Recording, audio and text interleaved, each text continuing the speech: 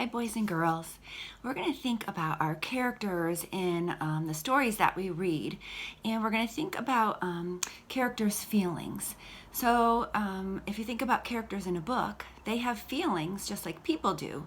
They can have positive feelings like being happy or excited. They also can have negative feelings like being sad or angry.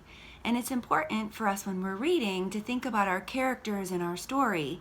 And one way we can find out how our character is feeling is to think about what the character thinks, what our character says, what our character does in the story. Because authors don't always come right out and tell us how they're feeling. They may show us. So I have an example for you. One of my favorite books growing up was Charlotte's Web. So I'm going to read you a couple pages and we'll look at how our character is feeling and how we know that. "Where's Papa going with that axe?" said Fern to her mother as they were setting the table for breakfast. "Out to the hog house," replied Mrs. Arabelle. "Some pigs were born last night." "I don't see why he needs an axe," continued Fern, who was only 8. "Well," said her mother, "one of the pigs is a runt. It's very small and weak, and it will never amount to anything. So your father has decided to do away with it." "Do away with it?" shrieked Fern. "You mean kill it just because it's smaller than the others?" Mrs. Arabelle put a pitcher of cream on the table. "Don't yell, Fern," she said. "Your father is right. The pig will probably die anyway." Fern pushed a chair out of the way and ran outdoors. The grass was wet and the earth smelled of springtime. Fern's sneakers were sopping by the time she caught up with her father.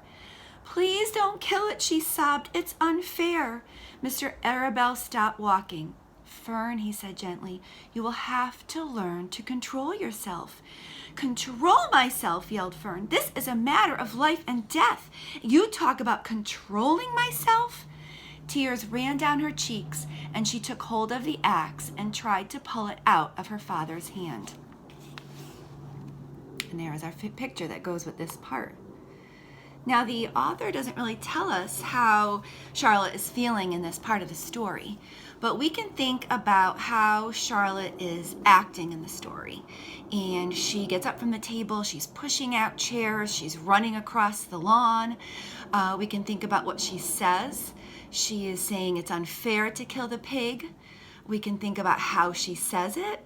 She is shrieking and yelling. We can think of some of her actions like grabbing the axe from her father. And so we're going to take what we know about things in life in our head already, some of our background knowledge, and we're going to put those clues from the story together. And our inference can be, our thought is, Fern is feeling this is a great injustice, a very unfair, unjust thing that's happening. And we know this because of those actions and words that she said in the story. So when you're reading through your material this week or in the future, look at what your character says, how your character is talking, the things that your character does or is thinking, and see if you can make an inference about how your character is feeling.